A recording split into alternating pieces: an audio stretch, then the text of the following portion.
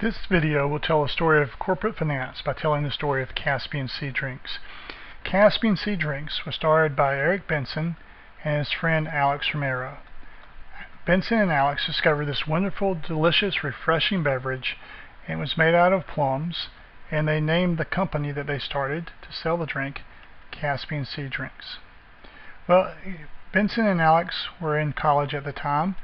They didn't have a lot of money, and you need money to start the company. You have to buy plums and sugar and all the ingredients necessary. You have to buy whatever equipment that you need. And they had some money, but not enough.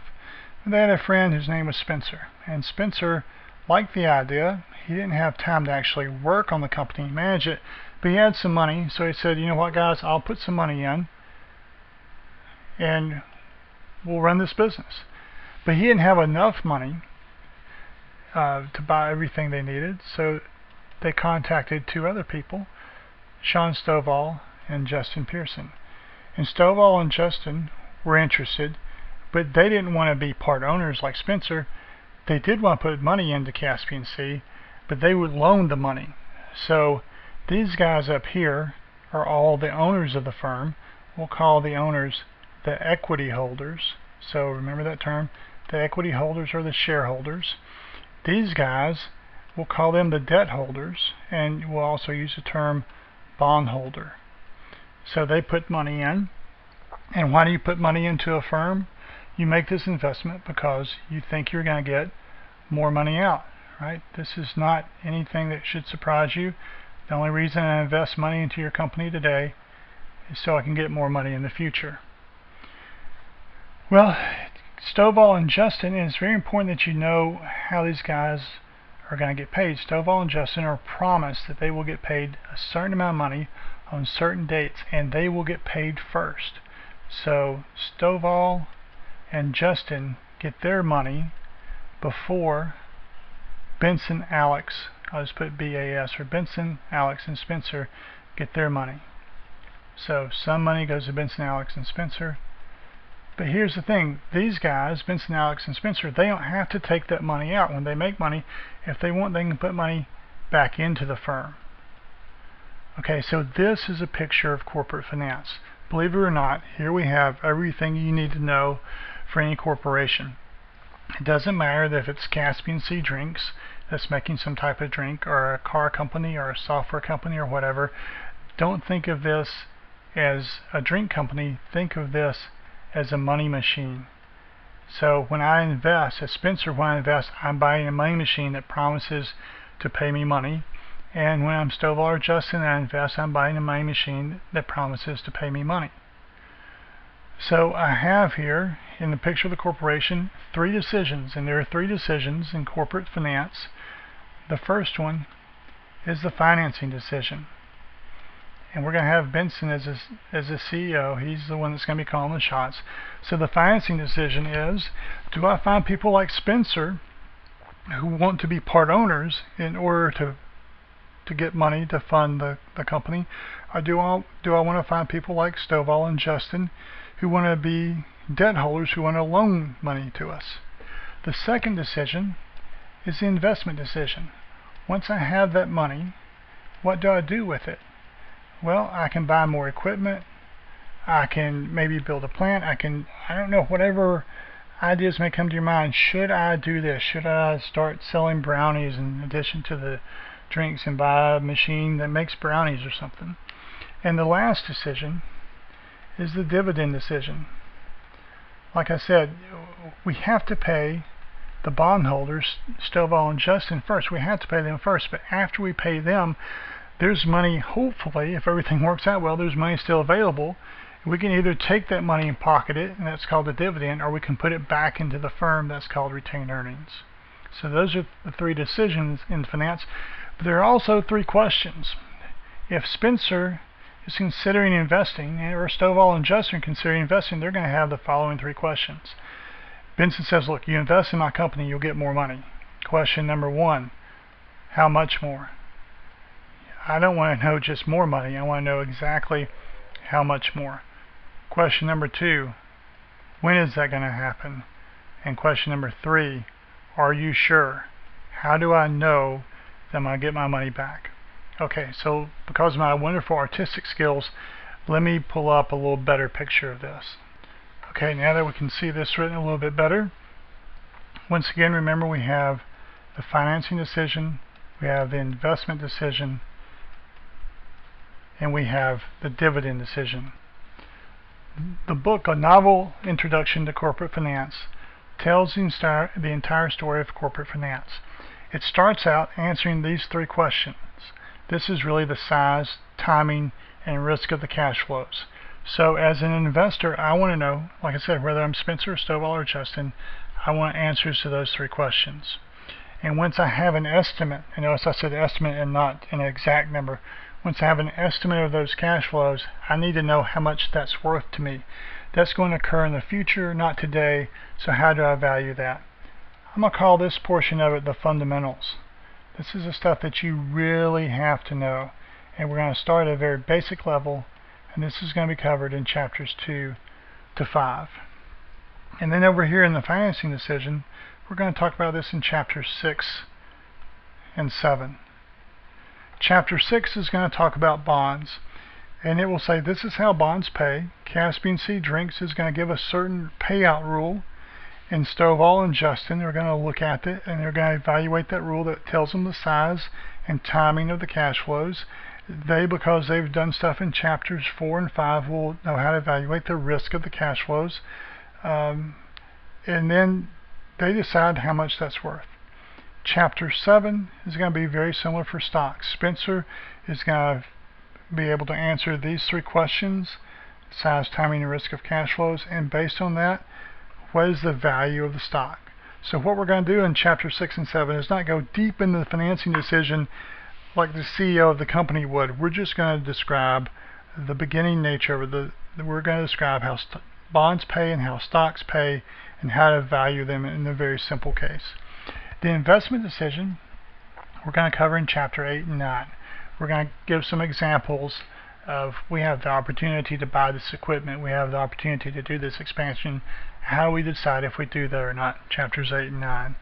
And we're not going to get a lot of detail on the dividend decision, but in chapter 10 we're going to talk some about that and some other topics in finance. And really with chapter 10, what I want to do is say, alright, here's, you know, the basics of finance now. Now here's some really interesting things, and I want to entice you to become a finance major. Alright, this picture of finance is not only valid for Caspian Sea Drinks, it's also valid for any corporation. So let me show you a picture of any corporation. Okay, so here's the picture for any corporation. And remember, I've said a bunch: size, timing, and risk of cash flows. But I want to talk on a couple of different topics now. I need to know the goal of the firm. So what are we trying to do here?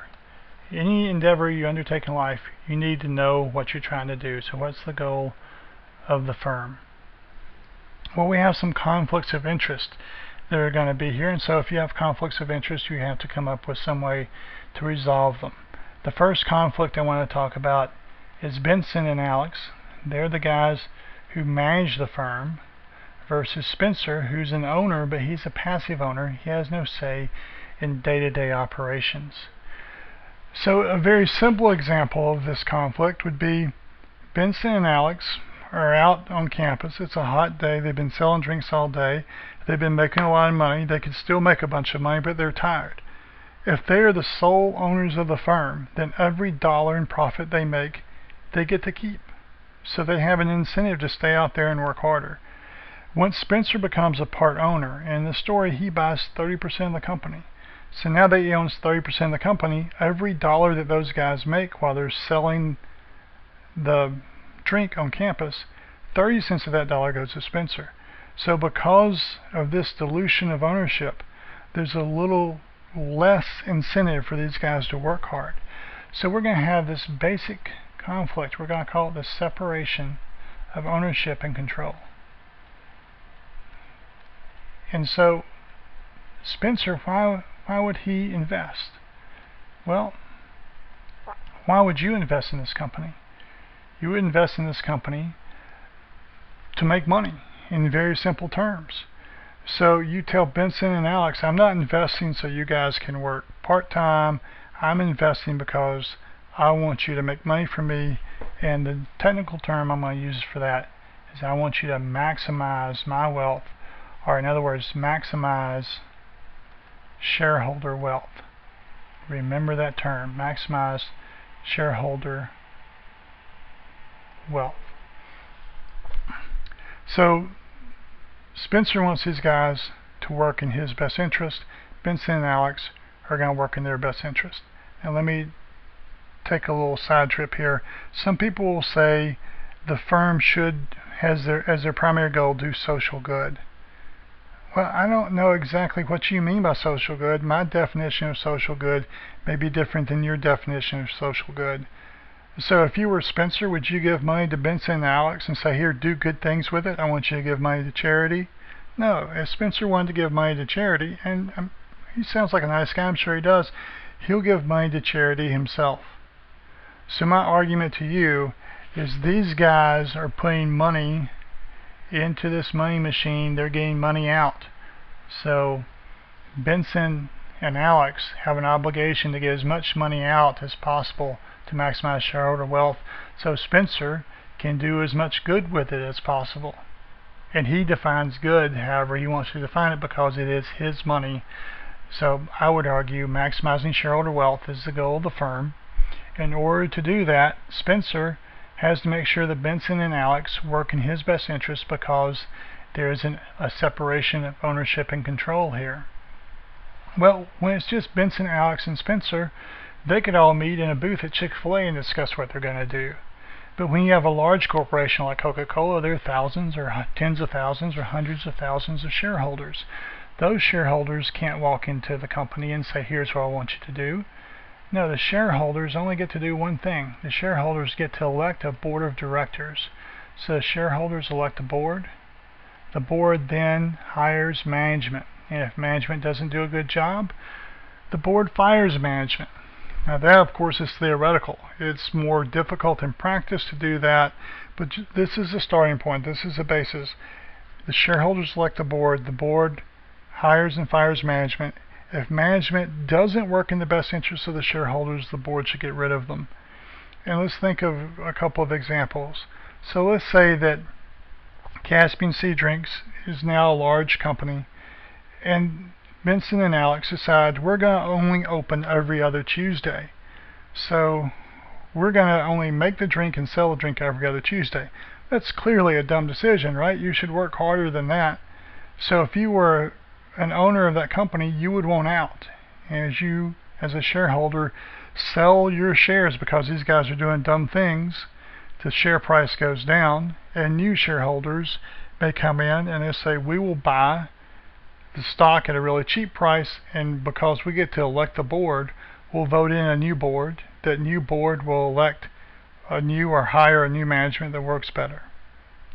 Okay, we have another conflict that I want to talk about.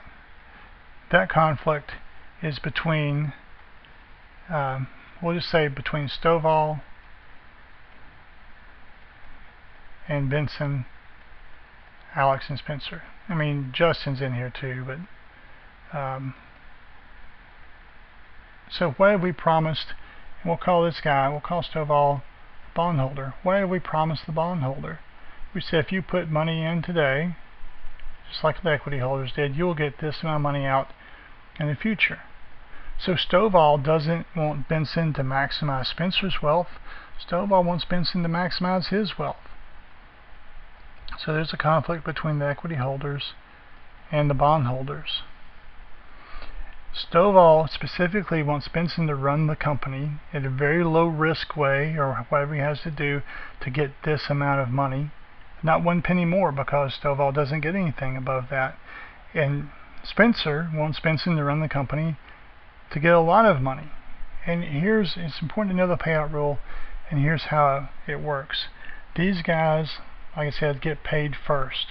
So let's just say, for example, we owe, and by we I mean the corporation, Caspian Sea Drinks, owes Stovall $100,000 in 2 weeks.